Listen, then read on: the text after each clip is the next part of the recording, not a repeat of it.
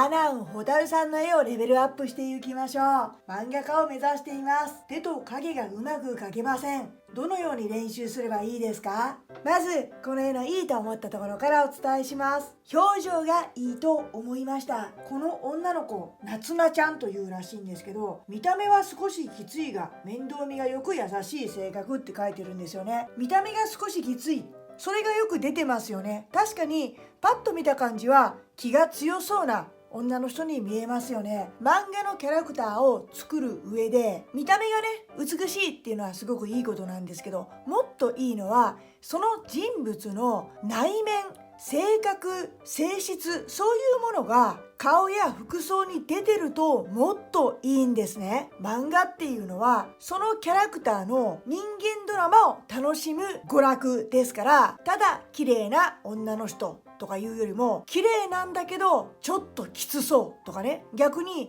綺麗なんだけど内気そうとか、そういうのもいいと思います。人物の性格が顔に現れてるっていうのはすごく重要なことです。それと色っぽいと思いました。この夏菜ちゃん26歳って設定年齢書いてあるんですけど、大人の女性の色気みたいなものを感じますよね。そこもいいですよね。目が見てる方向、ちょっと向こうの方を見てるじゃないですか。これがなんか考えてる顔に見えるって言ったらいいのかな。何かを見て何かを思ってる顔をしてますよね。この目つきがすごくいいなと思いました。目っていうのはキャラクターの顔の中でも一番見られる部分なので、ここが魅力的だと顔全体が魅力的に見られますからね。目がいいっていうのはすごくいいことです。それではどこを意識すればこの絵がレベルアップするのか、絵を描きながら解説していこうと思います。こちらの絵は元の絵師さんの画風の見本として置いておきたいので、この絵をトレースしていきたいと思います。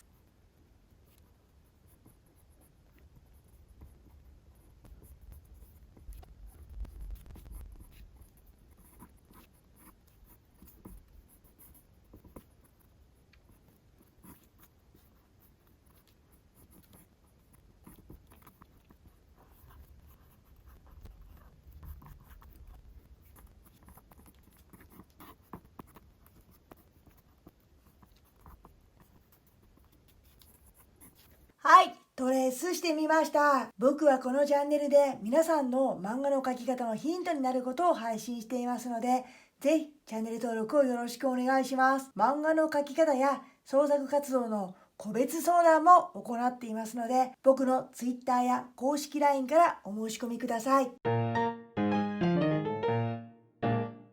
それでは気になったところをお伝えします。やっぱり体かな。これはイラスト初心者あるあるなんだけど、顔は女の人なんだよね。だけど顔を隠すと首から下は男と変わらないっていう性別がわからなくなってしまうんですよ。女性なのは顔だけなんですよね。女の人を描いたのであれば首から下も女性らしさが出てないと魅力的とは言えない。絵を見ている人たちはほとんど顔に集中しているので、絵を描かない人が見ればうまいねっていう風に言ってくれると思います。顔はねなかなか美人に描けてるから。だけども自分の絵がうまいか下手か客観的に確認したい人は自分が描いてる絵の顔をこんな風に隠してみてください。そして首から下だけ見てもかっこいいとか可愛いとか男性に見える女性に見えるってなってる人は画力がある人だと思いますが、顔を隠すと男か女かわからない、可愛くも見えないしかっこよくも見えないかなってなっちゃう人はまだまだだっていう風に思ってもいいと思います。それが一つの判断材料になるかと思います。それからこれを描いたアナン・ホタルさんも手が苦手だって書いてるけど、やっぱ手おかしいですよね。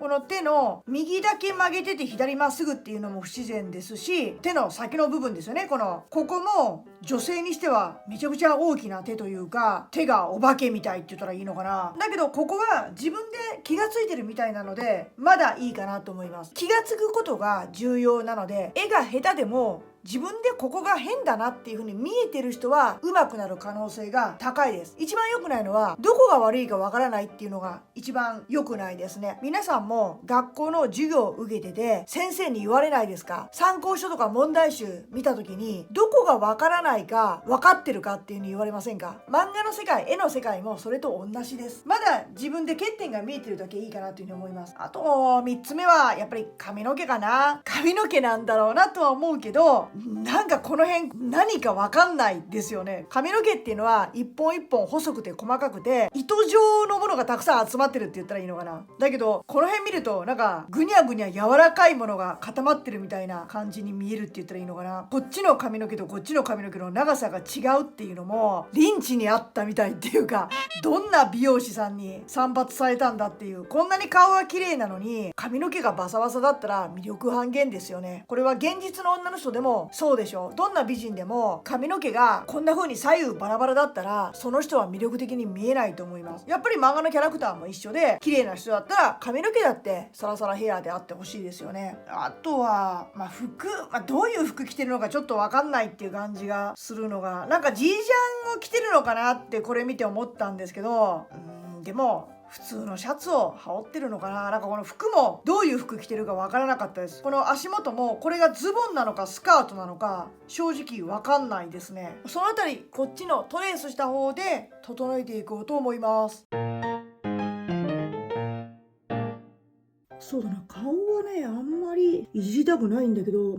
こに髪の毛出しとこうか。ここね、ここ耳、ここやっぱりもうちょい耳、気持ち寄せてこうするね。ここがものすごい広く感じるんで、こうね、体かこれこれもういつものように脱がしていくしかないかな。これを脱がしたら肩こうでしょ。これ腕だよね。でここに服がこうあるってことはこういう体か。でこうだよね。こうか。これがまっすぐだからこういう感じだよね。これが手のひらだから。でお尻がこういう感じであるから、これがこうだよね。でこういう感じか。こういう感じだよね。でこういうこれが膝でこのままだからこういう感じか。こういう感じか。すごいな。服脱がすとこういうこうか。これがねこれが尖ってるのがこういう感じだよね。もうすっごい初心者あるあるが出てるっていうか、これいつも言うけどさ、初心者って顔がこうあったらさ、奥の肩の方が大きくなってこっちの肩のがこう小さくなるんだよね。こうなるよね。これがもうまんまこの人は出てるっていうか、これなんでだろうね。奥の方が広くなるの、こっちの方が。でもね、俺もそうだったよ。俺も中学生ぐらいこんな感じで書いてたんじゃないかな。なんでだろうね、これこうなるのね。これってさ、遠近感を理解してないからこうなるというか、手前のものは大きく見えて奥のものは小さく見えるっていうさ、こう丸がこう2つあったらさ、こういう感じっていうか、こういう感じね。同じ大きさのこのボールでもさ、手前のものは大きく見えて奥のものは小さく見えるっていう、これを分かってない人はこうなるんだよね。肩もこっちが手前じゃん、こっちが手前でこっちが奥じゃん、肩の。でこれに当てはめたらこっちの手前の方が小さくて奥の方が大きくなってるの分かる？これこっちの肩が小さくてこっちの方が大きい、こっちの方が手前なわけだから、このボールの絵みたいに手前が大きくないといけないよね。これがもう間違いの元っていうか、みんなこうなるんで、ここにいつ気づくかだよねこっちの肩より向こうの肩の方が小さくないとおかしいよね。遠近感があるわけだから。でもこれが分かるといろんなものがだいぶ正しくなるっていうか、例えばだけど今これさちょびっとだけど、ほらここちょっといじっただけだけど、こっちを大きくしてこっち小さくしたらこれだけでも自然でしょ。こっから上がこれだけで、これだけの話なんだよね。手前が大きくして奥が小さくしたらいいだけの話なんだよ。でもこれが気づかないからこうなっちゃうんだよね。でも理屈はすごい簡単っていうか、これに気づいたら二度とこういうことは起こらなくなるっていうか、この人もできてるとこあるんだよ。例えば目見て、目手前の方が大きくて奥の方が小さいでしょ。だから分かってるんだよこの人、これ見ると。だけど肩はこう逆になってる、こっちが小さくてこっちが大きいからあれっていう、この辺が。だから目ができてるわけだから肩ができないわけがないのね。気づいてないだけ。気づいたら二度とこういうことやらなくなる。それにいつ気づくかだよね。これも全部消すことになる。トレースしたら意味ないよ、ほとんど。毎回だけど。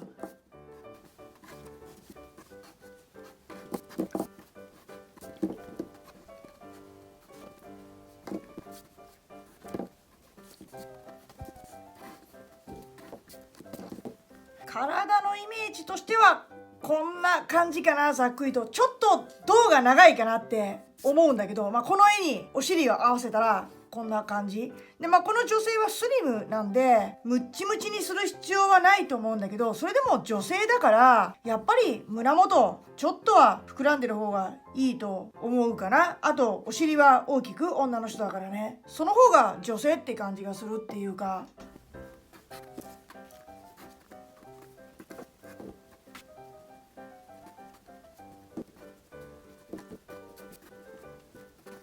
ざっくりとだけどこんな感じじゃないかな。この着てる服がジージャンなのか普通のシャツなのかちょっとわかんないんだけども、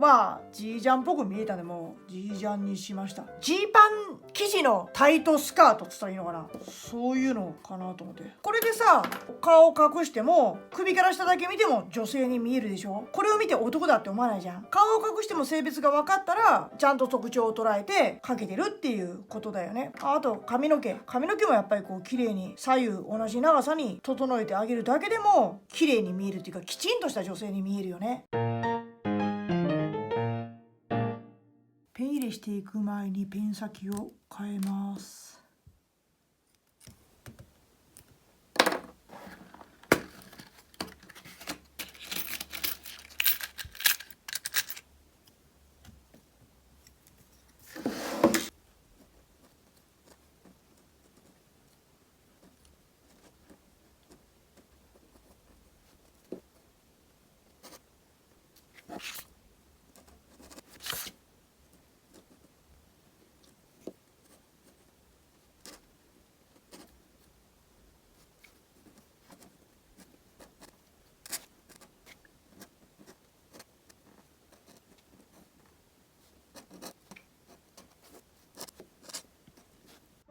俺ね、悩み相談を聞くっていう仕事をしてるのね。最近増えたのが、絵を描く人からの悩みの相談なんだよ。多いのが、自分の絵を SNS にアップするのが怖いとか、抵抗があるみたいな相談が多いのね。で、なんでそれを気にするかっていうと、自分の描いた絵に対していいねがつけられないとか、それから悪口を書かれてしまうんじゃないかとか、何にもコメントが入らなくって無視されたような気持ちになるのが怖いとか、自分の絵を発表するって言ったらいいかな。そのツイッターなりピクシブなりインスタグラムなり、何らかの形でネットに出すのが怖いっていう、そういう相談をよく受けるのね。イラストでも漫画でも。例えば他のすごい人気がある絵とかを見るとさ、自分はあの人みたいにうまく描けないとかさ、あの人はあんなに人気なのに私はって思ってしまったりとかね。特に描いてる人がさ、同じぐらいの年齢の人だったりとかするともっと気になると思うんでね。自分と絵がジャンルが似てるとかさ、そういう風な人だったらもっともっと気になると思うし、評価って言ったらいいのかな、自分の。それをすごい気にするっていうのはめちゃくちゃ気持ちがよくわかります。俺もそのことについてよく考えるんだけども、それって絵ができた後の話じゃん。描いた後の話っていうか。だけど絵ってさ、描いてる時がさ、一番楽しいっていうか、評価を気にする人っていうのはできてからの話じゃん。こすった。もういいか、消すわ後で。絵って描いてる時が一番楽しいはずだから、結果のそれを気にして描けなくなるっていうのが一番もったいないなと思ってね。絵っていうのは、こう描かなきゃいけないっていう正解がないっていうか、ルールはないので、どんな絵を描いても自由だし、何が正しくて何が間違ってるとかっていうことないんだよ。まあ、デッサン力だとかパースだとか、そういうことを言い出したら、これが正しいとかこれが間違ってるとかっていうのはあるのかもしれないけども、じゃあそのパースとかデッサンとかが正しく描けてる人の絵が素晴らしいかって言われると、そうとは限らないって言ったらいいのかな。なんか、多少狂ってるような絵柄でも魅力的な絵はあるし、すごい正しく描けてても魅力的じゃない絵もあるわけじゃん。俺はあんまり正しくないとかって絵ってないと思ってて、例えばこの絵だってさ、顔俺おかしいと思うのね。この目元とか、この目が離れすぎてるっていうか。だけど俺は直してないんですよ、こっち側で。なんでかっていうと、離れ目な感じがこの絵を描いた人の個性っていうか特徴でもあると思ってるのね。だからこの目の距離っていうのは俺は触ってないっていうか、それを全部正しいデッサンとかって整えていってしまうと無個性になっていくんで、どんどん。だから何もかもが、正しいことが俺は正解だと思ってないから、いつもこういう風にあえていじらないところを作るんだけど、 SNS のその評価とかが気になる人って、要するに自分ができた絵に対してどう言われるかっていうのを気にしてる状態だと思うんだよね。それは俺すごい気持ちわかります。自分に当てはめたら自分だって嫌だなと思うから、自分の描いた絵に対して悪く言われたらね。だけど、それで絵を描きたくないって思ってしまったり、その描く勇気がなくなってしまうって言ったらいいのかな。それはすごくもったいないことだよね。残念っていうか悲しいことだよね、それって。SNS に上げるのが怖い。要するに評価が怖いってことだと思うんだけど、それって。それが嫌な人は、俺は上げなくてもいいと思うんだよね、SNS に。今の人ってで、SNS に上げなきゃいけないみたいになんか思ってる人がすっごい多いのが、俺は不思議だなと思うんだけど、そこはイコールじゃないと思うから、絵を描くとこだけ楽しんで、あとはその絵を一人でこっそり持っててもいいじゃないですか。自分のパソコンの中に絵を置いてるだけでいいと思うし、発表しなくていいと思うんだよね。それに傷つきそうな人は。それよりも、描く楽しみとか、描きたいっていうその自分の興味の気持ちだよね。それが失っちゃうことの方が大きな損失じゃないかな、みんなにとって。せっかく絵描いてみたいな、自分も描けたら楽しいだろうなって思って興味持ってるのにさ、それを人に評価されることが怖くってペンが持てなくなるっていうんだったら、そっちの方がもったいないよ。だから好きな絵を好きなだけ描いていいと思うんだよね。で、発表するんだったら、目的を持って発表することだよね。なんでこれを上げなきゃいけないのか考える理由を。なんで自分は SNS に上げようとしてるのか。褒められたいっていうのが目的だったら、不特定多数の人が見る SNS にアップするのは危険かもしれないよね。信頼し合ってる友達だけが見れるような SNS でアップするとか、そんなの方がいいかもしれない。こういう風な話って、俺のオンラインサロンとかでもよく出るテーマで、その度に自分の精神とどう付き合ったらいいのかっていうか、どう向き合ったらいいのかって言ったらいいのかな。そういう風な話ってよくしてるので、もっとこういう風な話聞きたいとか、他の人はどういう風にそれを乗り越えてるというか、その気持ちと付き合ってるのか知りたいとかいう人は、ぜひ俺のオンラインサロンに入ってきてください。みんなそれぞれいろいろ悩みながら書いてたりとか、そういう気持ちをどういう風にしてるのかとかっていうのをよく話してるんで、サロンの中でもね。俺のオンラインサロンの中には絵描く人たくさんいるんだけども、基本みんな優しい人しかいないので誰かが絵のことで悩んでたりしても、それを否定したりとか悪く言う人はいないんで。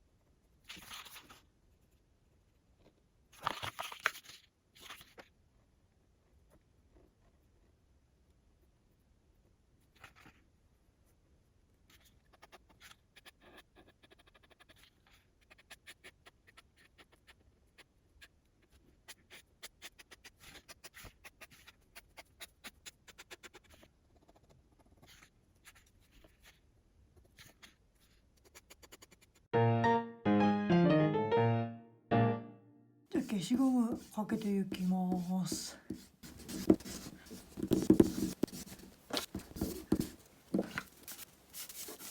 時々デジタルで書いた原稿を送ってもいいですかっていうのが届くのね。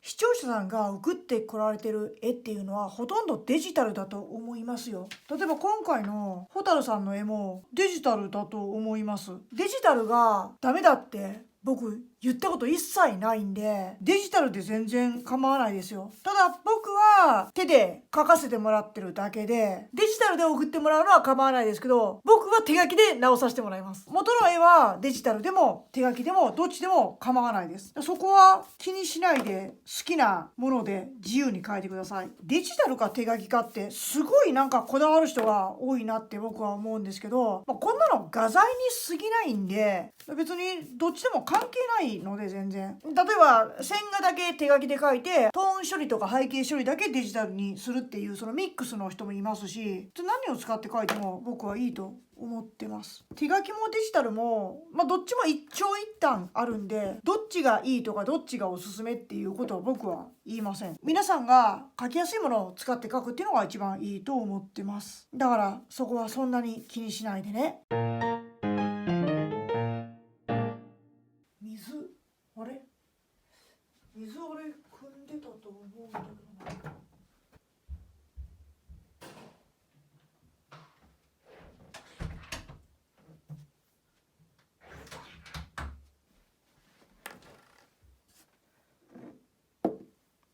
絵は楽しく描いてほしい。みんなに描いたものに対していいとか悪いとかね、 SNS とかの評価を気にする人もいると思うんだけども、描くこと自体が絵は楽しいっていうかね、できたものが満足するかどうかは2番目でいいと思うんだよね。描いてて楽しい、それが一番大事だと思うよ。だって楽しくないと続かないし、創作そのものが面白いと思わない限り完成もないので、これを描くぞっていう目標というかね、頭に完成イメージがあって、それに近づけていく作業のその工程が面白いと思えないと上達もないし、理想の完成に近づくこともできないって言ったらいいのかな。できた完成品が素晴らしいってもちろん素晴らしいんだけども、そこに到達するには書くのが楽しい。それがないと完成の素晴らしさっていうのもたどり着かないんじゃないかな。だからみんなに楽しく絵を描いてほしいな。いいじゃん、最初からうまくできなくてもいいと思うんだよね。最初からうまく満足したものが描ける人なんて誰もいないし、プロのイラストレーターとかプロの漫画家だって自分が描いたものに対してこれ満足するっていう風な人はなかなかいないと思うよ。やっぱり自分が描いたものに対してはどうしても悪いところが目立っちゃうというか気になっちゃうからさ。でもまずは描くのが楽しかったでいいと思うんだよね。でそのできた絵にここがうまくいかなかったな、体が上手に描けなかったな、服のシワがよく分かんなかったな、髪の毛が綺麗に描けなかったなとかっていうのは次描く時の課題にしていく。そうしないと新しい絵も描けないし上達もありえないって言ったらいいのかな。何枚も変な絵ができちゃってもいいと思うんだよ。たくさん描いた人は必ず上達していくから心配しないで、絶対上手くなるからね。まずは楽しく描こう。俺だって失敗いっぱいだよ。今だってうまく描けないものいっぱいあるし、思い通りに描けたっていう絵なんて何十枚に1枚しかない。だけどうまく描けないことよりももっと悲しいことは描くことが楽しくなくなってしまうこと。それが何よりも悲しいっていうか地獄だよ。だから楽しく描けたら俺はそれが一番いいと思う。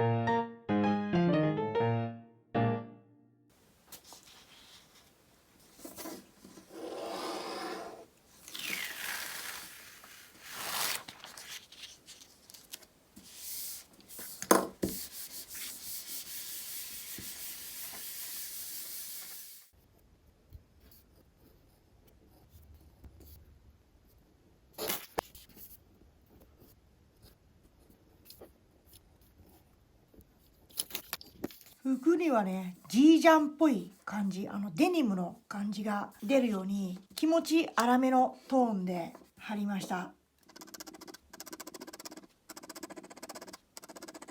あと影だよね。影の付け方がよくわからないっていう風に書いてあったけど、これ影つけてあるよね。おそらくだけど、これは想像してつけてると思うんだよね。なんとなくこの辺に影が出るかなっていう風に思いながらつけてるんだと思うんだけども、その前に見てほしいんですよね。写真とか絵とかでもいいから、似たような服を着てる人とか、似たようなポーズで座ってる人を探して、その人の服にどんな影がついているか、こういうのって、イラスト初心者の共通点だけど、見てないんですよね。書く前に見ずに考えてるんですよ。で、わからない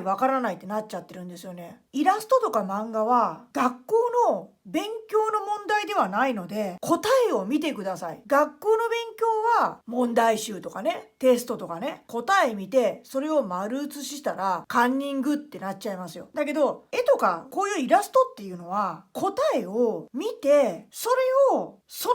まま自分に描いたらいいって言ったらいいのかな。だからこれも似たようなポーズ座ってる女性の写真とか絵を探して、でその人には絶対影がついてると思うから、服にはこの辺り暗くなってるな、首はこの辺りが暗いな、手はこの辺りが暗いなっていう風に、それを元につけていけばいいわけですよ。それがめんどくさいって言うんだったら、その人はなかなか絵が上手くならないと思います。頭で考えて、ここかな、ここかなって書いていても、上達っていうものが遅れると思うんですね。だけど、何かを参考に、ヒントにした人は、この辺り影があるんだなってことがわかるから、一度やったらそれが頭にインプットされるんで、次絵を描く時も迷いが少なくなっていくと。だから、見てほしいと思います。これ見てほしいって言っても、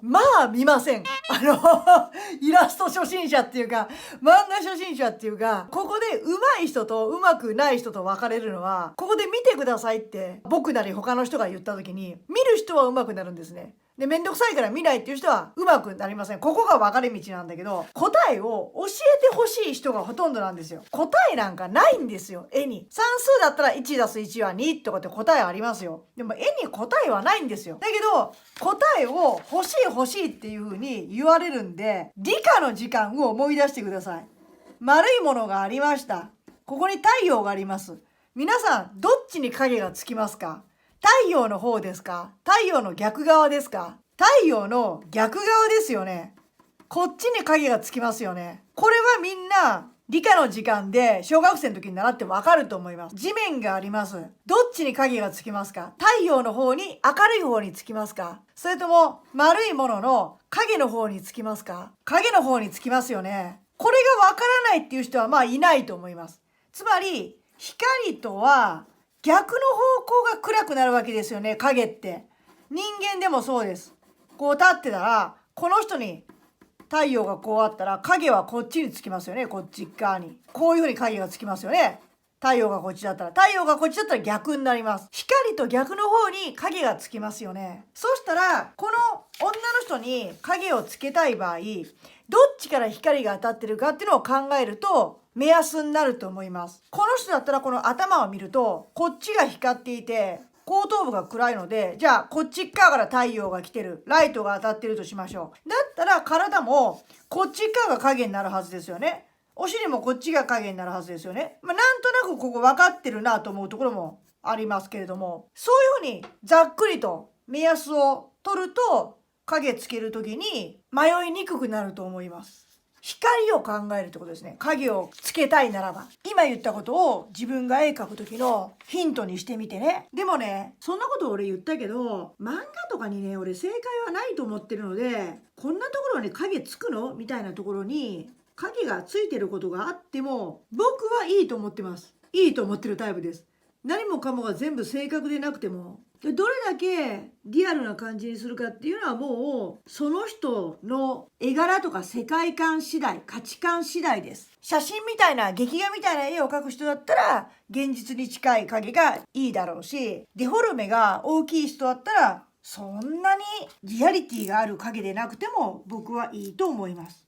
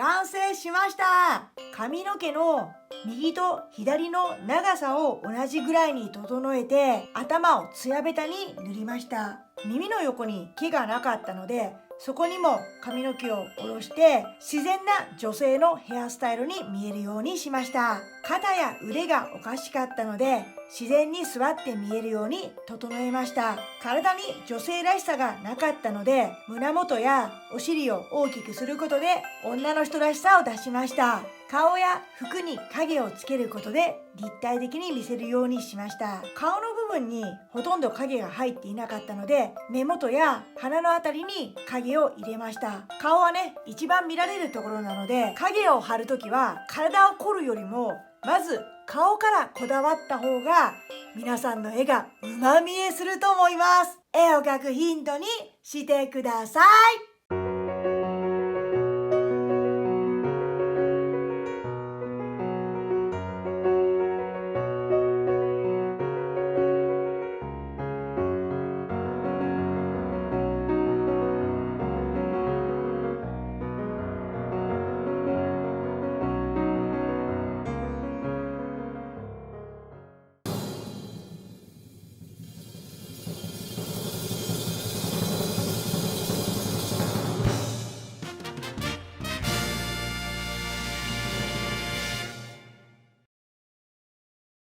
パンチチャンネルでは皆さんが動画にしてほしいことを募集しています。取り上げてほしい漫画や漫画を描く上で困っていることを動画下のコメント欄やマシュマロ質問ボックスに投稿してください。相談は個別にも受け付けています。今後も漫画が好きな皆さんの役に立つ動画を発信していきますので、いいなと思った人は高評価とチャンネル登録をよろしくお願いします。この動画は